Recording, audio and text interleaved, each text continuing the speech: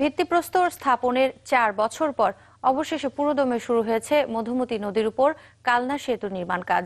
6 লেনের এই সেতু নির্মাণে ব্যয় হবে 950 কোটি টাকা।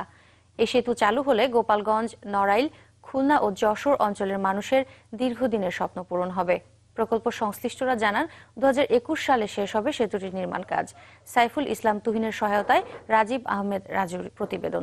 ছবি তুলেছেন মেজবা আমিন। গোপালগঞ্জের কাশিয়ানী ও নড়াইলের লোহাগড়ার মাঝ দিয়ে বয়ে গেছে মধুমতি নদী। এই নদীর উপর কোনো ব্রিজ না থাকায় দক্ষিণ পশ্চিমাঞ্চলের মানুষের চলাচলে ভোগান্তি পোহাতে হয়। নদী পারাপারের জন্য ঘন্টার পর ঘন্টা অপেক্ষা করতে হয় ফেরিঘাটে। 2015 সালের 24 জানুয়ারি সেতুর ভিত্তিপ্রস্তর স্থাপন আর 2018 সালের 30 অক্টোবর নির্মাণ কাজের উদ্বোধনের পর এখন কাজ শুরু হয়েছে পুরোদমে, যা শেষ করার কথা 2021 সালের সেপ্টেম্বর মাসে। 6 লেনের এই সেতুর নির্মাণে ব্যয় ধরা হয়েছে 960 কোটি টাকা। দেশীয় অর্থায়ন ও জাইকার সহযোগিতায় 3টি কোম্পানি যৌথভাবে কালনা সেতুর নির্মাণ কাজ করছে।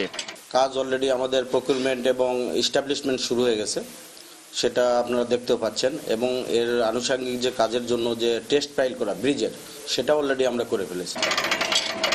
স্থানীয়রা বলছেন সেতুটি নির্মাণ হলে গোপালগঞ্জ, নড়াইল, খুলনা ও যশোর অঞ্চলের মানুষের দীর্ঘদিনের স্বপ্ন পূরণ হবে। সেই সাথে ভোগান্তি কমবে এই সড়কে চলাচলকারী লাখো যাত্রীর। ফেরিতে যানজটের গাড়ি ঘোড়া বেশি হয়, আশ্বিন মাসের নদীর নাব্যতা কমার জন্য কিছু সমস্যা হয়। এই ব্রিজটা হয়ে গেলে ওই সমস্যা থাকবে না। অল্প একটু জায়গা, কিন্তু এই ফেরির জন্য আমাদের অনেক সময় ওয়েট করতে হয়। এইটা হতে যাচ্ছে, এই আনন্দেই এই এলাকার লোক আত্মহারা। সেতু প্রকল্পের সংশ্লিষ্টরা জানান নির্ধারিত সময়ের মধ্যেই শেষ হবে নির্মাণ কাজ। প্রেজেন্টলি আমাদের এখন কাজের মধ্যে হচ্ছে পাইলিং কাজ চলছে। এখন আমাদের অলরেডি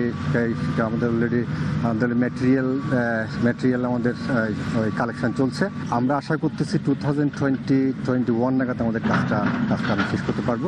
কালনা সেতু নির্মাণ হলে ঢাকা থেকে বেনাপোলের দূরত্ব কমবে। এতে বেনাপোল স্থলবন্দর থেকে পদ্মা সেতু দিয়ে ঢাকা সহ দেশের বিভিন্ন স্থানে দ্রুত পণ্য সরবরাহ করতে পারবেন ব্যবসায়ীরা। রাজীব আহমেদ রাজু, চ্যানেল 24, গোপালগঞ্জ।